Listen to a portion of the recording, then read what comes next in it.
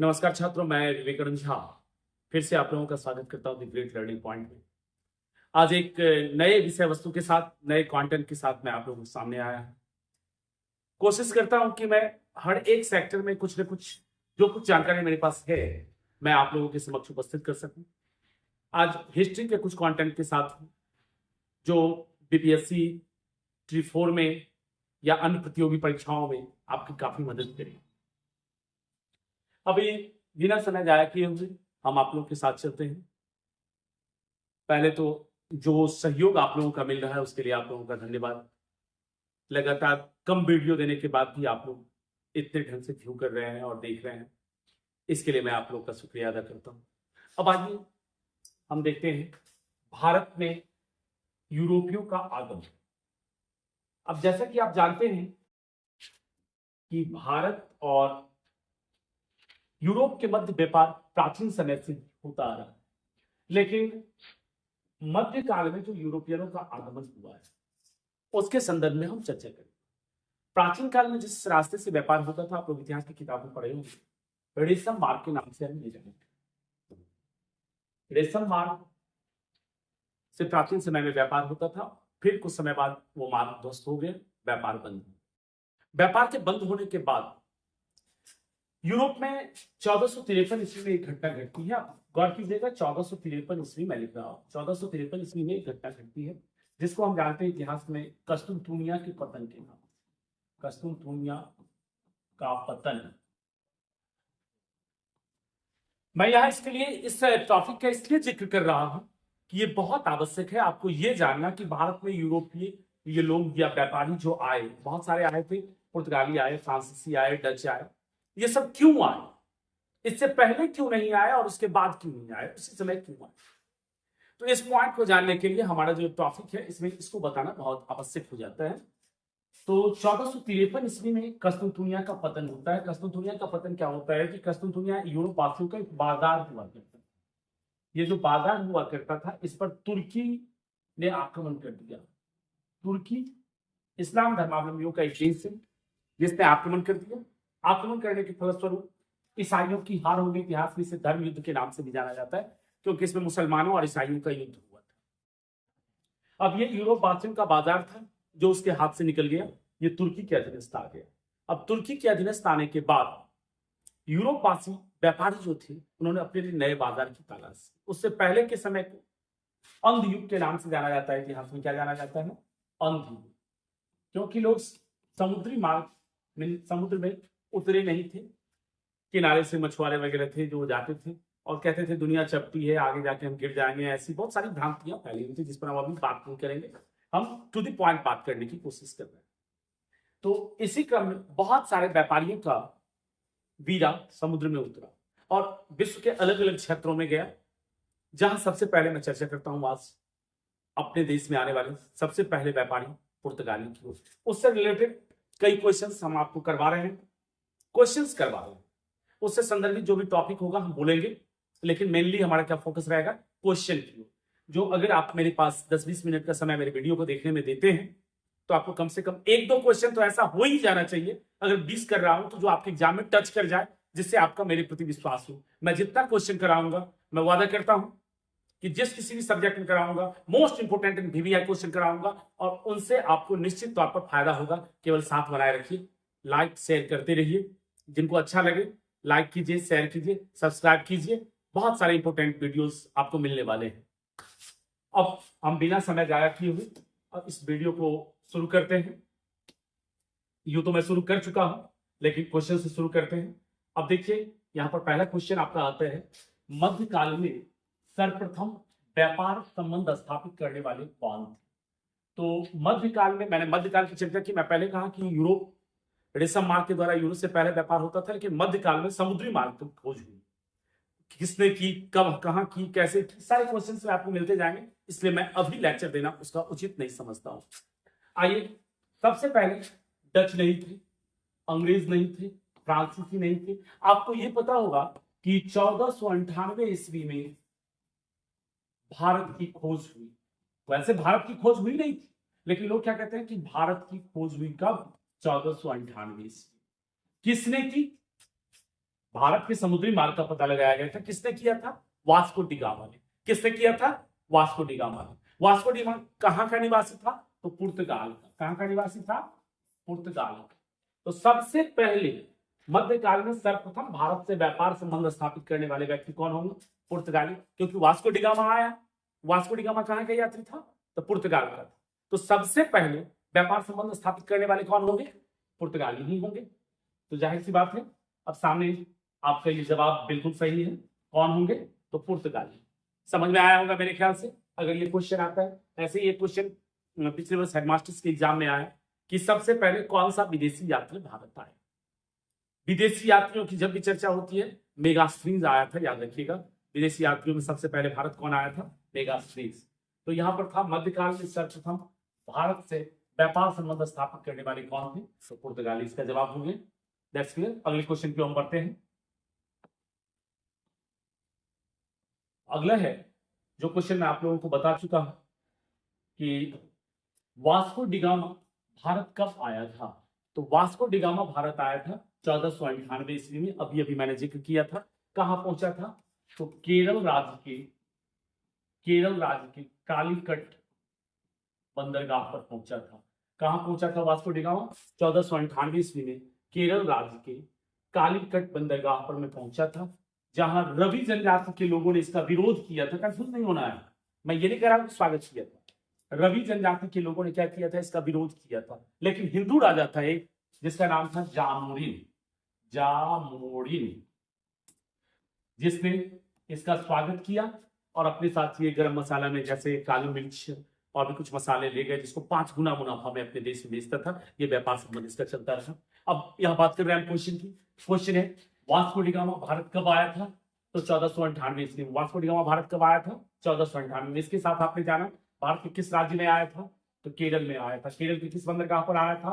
कालीकट नामक बंदरगाह पर आया था। किसने उसका स्वागत किया? जामोरिन। एक क्वेश्चन नया बन जाता है कि कौन सी जनजाति ने वास्को डी गामा का विरोध किया था? तो रवि जनजाति के लोगों ने इसका विरोध किया था। किसने किया था? रवि जनजाति के लोगों ने इसका विरोध किया था। लेकिन सबसे पहले पुर्तगालियों ने व्यापार संबंध स्थापित किया। पुर्तगालियों का नेतृत्व करता कौन था उस समय जो भारत आया? तो वो था वास्को डी गामा। कौन था?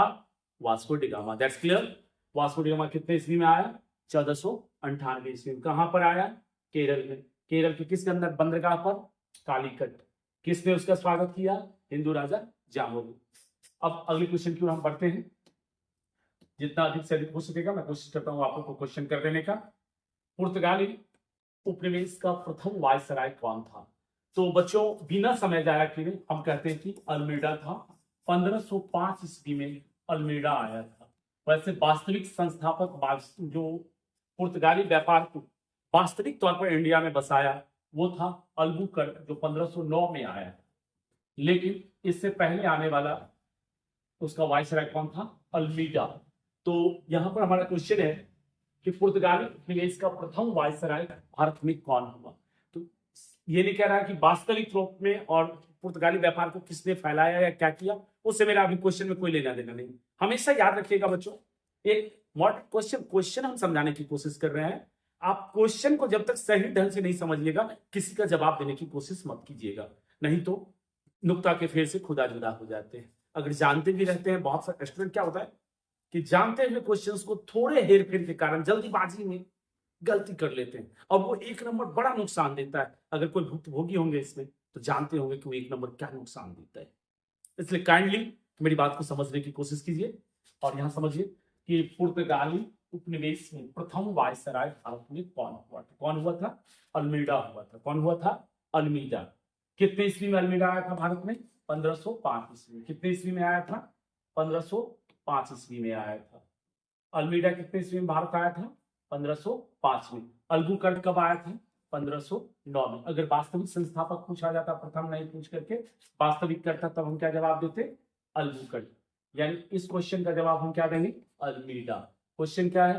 पुर्तगाली उपनिवेश का प्रथम वायसराय भारत में कौन हुआ? चलिए अगले क्वेश्चन की ओर हम चलते हैं बिना समय गवाए। निम्नलिखित में कौन ब्लू वाटर नीति से संबंधित है?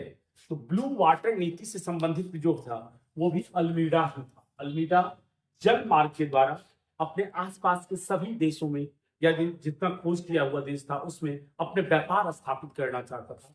इसका नाम दिया उन्होंने ब्लू वाटर नीति। अल्मीडा के द्वारा अपने व्यापार को जो जल मार्ग से यानी समुद्री मार्ग से जो विस्तृत किया गया, इसका नाम उन्होंने दिया था ब्लू वाटर नीति। तो ब्लू वाटर नीति से संबंधित कौन थे? अल्मीडा थे। दैट्स क्लियर, समझ में आ गया होगा अल्मीडा के बारे में कितने ईस्वी में आए, इससे पहले हम बता चुके हैं। आप लोग को याद होगा तो बोलिए 1505। अल्मीडा भारत कब आया था? 1505 में। ठीक है, अगले क्वेश्चन की ओर हम चलते हैं। निम्नलिखित में किसने वास्को डिगामा का कालीकट में स्वागत किया? दैट्स क्लियर, कुछ देर पहले हम समझाए हुए हैं। अब जवाब आप लोग दीजिएगा। हमको पता है कि जवाब दीजिएगा, सारे लोग दीजिएगा, कहिएगा कि सर यहाँ तो जामुनी होगा। चलिए ठीक है, कि निम्नलिखित में किसने वास्को डिगामा का कालीकट में स्वागत किया था? तो जामोरिन। अब यहाँ पर मैं आपसे एक क्वेश्चन अगर पूछूं कि किसने इसका विरोध किया था, तो वहां आप लोग को याद होगा, मुझे पता है, रवि जनजाति के लोगों ने इसका विरोध किया था। किसने विरोध किया था? रवि जनजाति के लोगों ने। That's clear. अगले क्वेश्चन की ओर हम बढ़ते हैं। अब इसको मिलाना है आप लोगों को, तो इसमें थोड़ा सा आप लोग ब्रेन खर्च कीजिएगा। देखिए यहां स्क्रीन पर सामने लाते हैं। हाँ, अब आपको सुमेलित करना है समुद्री यात्री। वास्को डिगामा कहाँ का यात्री था? पुर्तगाल का था। पुर्तगाल का। ए का कौन सा हो गया? दूसरा। ए का दूसरा देखिए 4 में से 1 में ही है। किसमें है? B number. तो इसका आंसर मेरे ख्याल से बी नंबर होना चाहिए। वास्को डिगामा पुर्तगाल का यात्री था। क्रिस्टोफर कोलंबस कहाँ का था? स्पेन का यात्री था। क्रिस्टोफर कोलंबस कहाँ का यात्री था? जिसने अमेरिका की खोज की थी कितने में? 1494 ईस्वी में। 1494 ईस्वी में अमेरिका की खोज करने वाला यात्री कौन था? Christopher Columbus. अमेरिका का खोज किया था। कहाँ का खोज किया था? अमेरिका, याद रखिएगा। उसके बाद ये स्पेन हो गया। कैप्टन कुक कहाँ का था? ग्रेट ब्रिटेन का। कैप्टन कुक कहाँ का यात्री था? ग्रेट ब्रिटेन का यात्री था कैप्टन कुक। और एक तस्मान बच जाता है, ये कहाँ का है? हॉलैंड का। तस्मान कहाँ का यात्री था? हॉलैंड का यात्री था। अब आपके पास चारों ऑप्शन मैंने मिला दिए हैं। इस हिसाब से अगर आप देखते हैं तो वास्को डिगामा पुर्तगाल, Christopher Columbus Spain, captain Cook Great Britain, Tasman Holland. बाकी कूट आप लोग क्लियर कर लीजिएगा। यहां मैंने चारों को कर दिया है। अब किन्हीं को दिक्कत नहीं होनी चाहिए मेरे ख्याल से। चलिए अगले क्वेश्चन की ओर हम चलते हैं। निम्नलिखित में से कौन भारत आने वाले पुर्तगाल के नहीं थे? तो निम्नलिखित में से भारत आने वाले कौन नहीं थे? आप लोग थोड़ा सा सोचिए कि कौन नहीं थे। आप लोगों के लिए ये ऑप्शन है। तो मेरे ख्याल से नाम से भी क्लियर हो जाएगा कि पुर्तगाल का यात्री नहीं था। बारबोसा था, डोमिंगो पायस था, फर्नाओ नूनिज था, पीटर मुंडी नहीं था। निम्नलिखित में कौन भारत आने वाला यात्री पुर्तगाल का नहीं था? तो पीटर मुंडी नहीं था। कौन नहीं था? पीटर मुंडी। याद रखिएगा, यह ऑप्शन पर आपको छांटना पड़ेगा।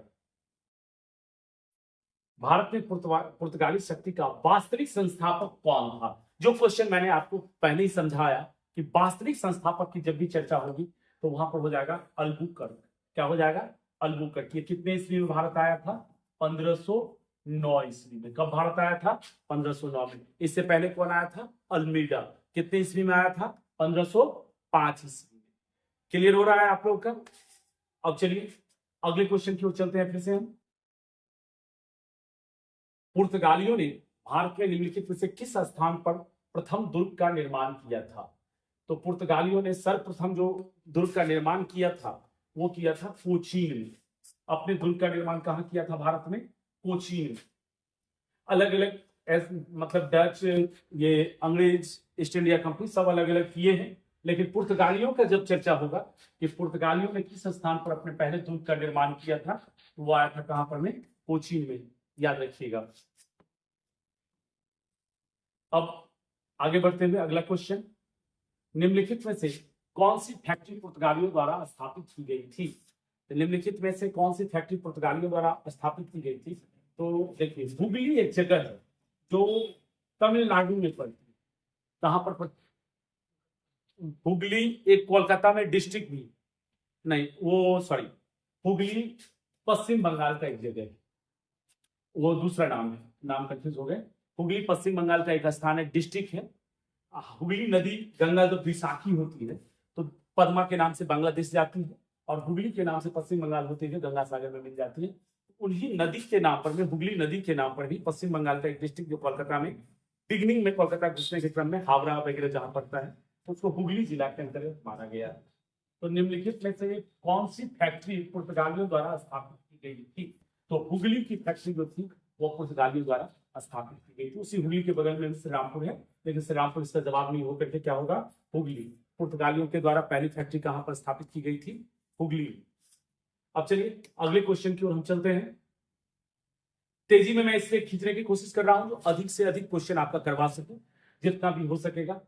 अब यहां पर मैं देखा जाए तो बंगाल की खाड़ी में समुद्री डकैती हेतु हुगली का उपयोग कौन करता था? तो जैसा कि आपने इससे पहले देखा क्वेश्चन में कि हुगली में पहली फैक्ट्री स्थापित करने वाले कौन थे, तो पुर्तगाली थे। तो यहाँ पर भी उसी की चर्चा है कि बंगाल की खाड़ी में समुद्री डकैती हेतु हुगली का उपयोग कौन करता था? तो पुर्तगाली ही करते थे। समुद्री डकैती हेतु हुगली का उपयोग कौन करता था? तो पुर्तगाली करते थे। अब अगले क्वेश्चन की ओर चलते हैं। निम्नलिखित में से कौन कोलकाता का संस्थापक था? अब यहाँ कोलकाता सिटी आप जान रहे हैं भारत के 4 महानगरों में से एक है। तो 4 महानगरों में से एक है। इसके संस्थापक कौन थे? इसके संस्थापक सीधे पॉइंट पर हम आते हैं, जॉर्ज चार्नोक। इसके संस्थापक कौन थे? कोलकाता महानगर के संस्थापक कौन थे? कोलकाता के संस्थापक कौन थे? George Charnock. कोलकाता के संस्थापक जॉर्ज चार्नोक। समझ में आ गया होगा। फिर अब अगले क्वेश्चन की ओर हम चलते हैं। निम्नलिखित में से किस स्थान पर भारत में सर्वप्रथम नगर निगम स्थापित किया गया था? बड़ा ही टॉप मोस्ट क्वेश्चन है। तो आप जानते हैं कि सबसे पहले सुव्यवस्थित सिटी जो है वह मद्रास को बनाया गया था। जो पहले गांव था उसको सिटी में चयनित किया गया और अंग्रेजों के द्वारा सुव्यवस्थित रूप से नगर निगम की जो स्थापना की गई थी वह सबसे पहले कहां पर की गई थी? मद्रास में। उसके बाद कोलकाता की बारी आती है। सबसे पहले किस शहर की बारी आती है? मद्रास की। तो ये क्वेश्चन हमारा यही कह रहा था किस स्थान पर भारत में सर्वप्रथम नगर निगम की स्थापना की गई थी या नगर निगम स्थापित किया गया था? तो वो सिटी कौन सा हो जाएगा? मद्रास, जिसका वर्तमान में क्या नाम हो गया है? चेन्नई। अभी क्या नाम है? चेन्नई। तो सबसे पहले नगर निगम की स्थापना चेन्नई। अब चलिए अगले क्वेश्चन की ओर हम चलते हैं। अधिक से अधिक क्वेश्चन से आपकी मुलाकात हम करवाते हैं।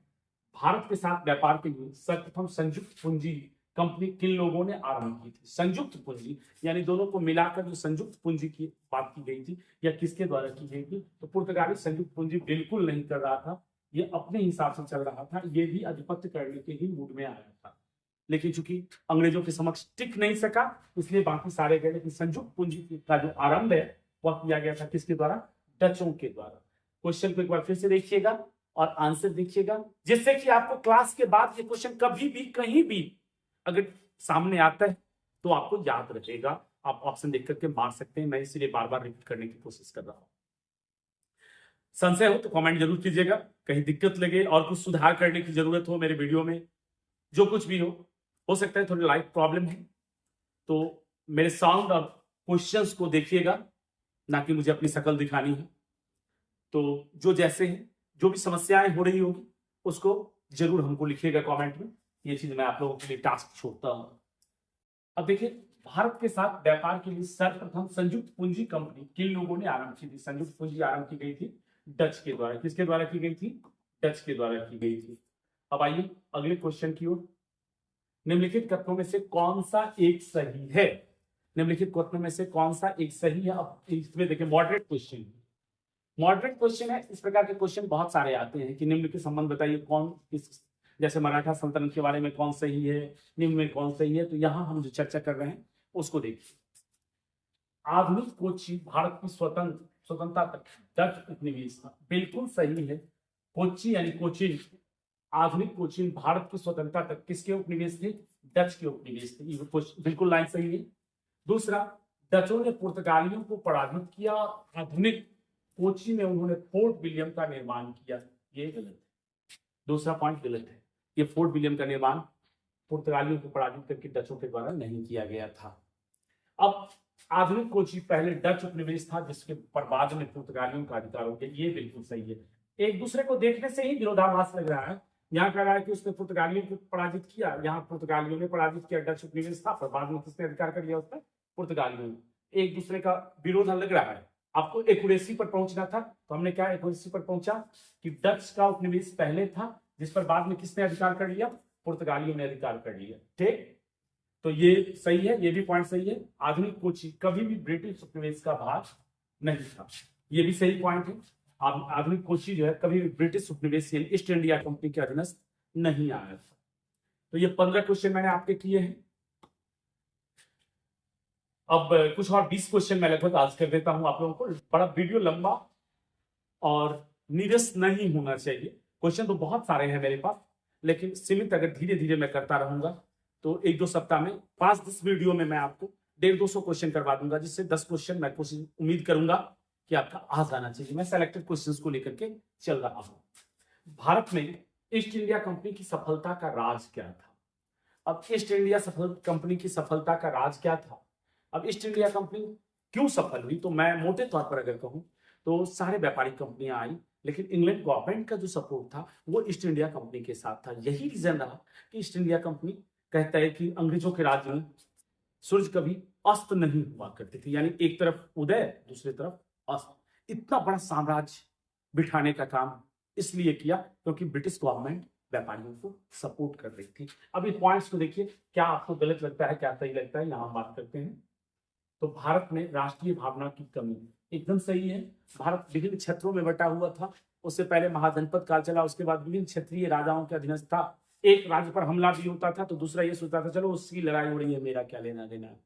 राष्ट्रवाद की भावना जो थी वो नहीं थी भारत में। विभिन्न भाषाओं में क्षेत्र बटा हुआ था, क्षेत्रों में बटा हुआ था, विभिन्न प्रकार की त्रुटियां थी, जातिगत त्रुटियां थी जो आज भी विद्यमान है।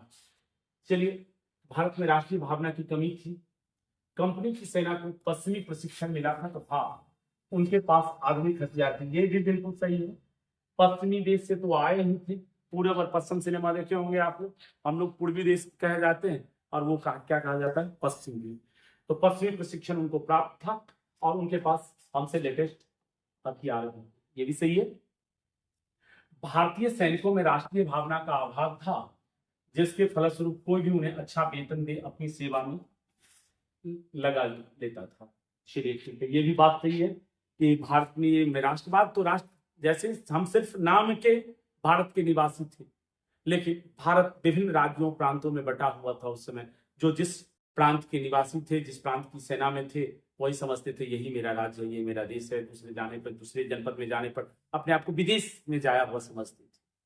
तो उनको पैसे का कुछ कमी ही थी, गरीबी ही थी, तो अच्छा पैसा देकर कोई भी अपने सेना में उनको सेवा में ले सकता था। इस कारण से भारतीय लोगों को उन्होंने सेवा में लिया। अर्थात इस क्वेश्चन का जवाब क्या हो जा रहा है?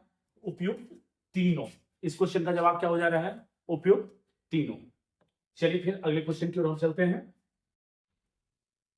लंदन में ब्रिटिश ईस्ट इंडिया कंपनी के गठन के समय भारत का निम्नलिखित में कौन सा बादशाह था? अब लंदन में जब ब्रिटिश ईस्ट इंडिया कंपनी आई तो भारत का बादशाह कौन था? अब यहां पर चर्चा करें, उस समय था अकबर। पहला जो अंग्रेज भारत आया था वो था कैप्टन हॉकिंस। किसके दरबार में आया था? जहांगीर के दरबार में। कब आया था? 1608 ईस्वी में। 1608 ईस्वी में आया था कैप्टन हॉकिंस। कैप्टन हॉकिंस और चर्चा करें तो अकबर 1604 तक 1605 ईस्वी में मरता है। अकबर की मृत्यु कब होती है? 1605 में। उसके बाद कौन गद्दी पर बैठता है? जहांगीर। तो जहांगीर के दरबार में आने वाला पहला अंग्रेज यात्री कौन था? कैप्टन हॉकिंस, जो कब आया था? 1608 में।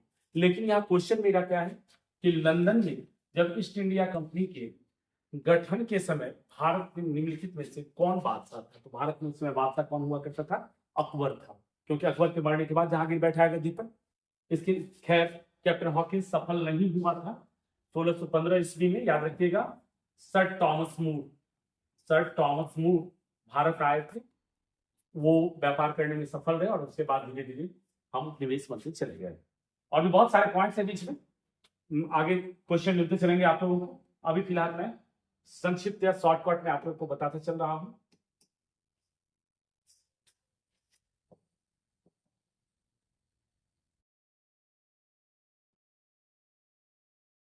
अगला क्वेश्चन देखिए, भारत में 1613 ईस्वी में अंग्रेजों ने अपनी पहली फैक्ट्री कहां पर स्थापित की थी?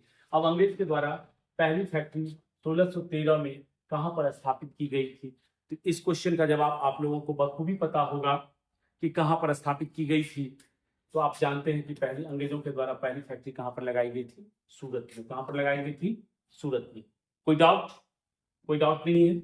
अब वीडियो हम ज्यादा लंबा नहीं करेंगे, आज के लिए हम इतना पर में रखेंगे आप लोगों को। इतने क्वेश्चन को देखिए, अगर सराहना मिले लाइक शेयर कीजिए। फिर अगले दिन मैं लगभग 25-25 क्वेश्चन का शेड्यूल लेकर के आप लोगों के साथ उपस्थित रहूंगा। कमेंट निश्चित कीजिएगा और अगर अच्छा लगे अपने दोस्तों में भी शेयर कीजिएगा। आज के लिए धन्यवाद।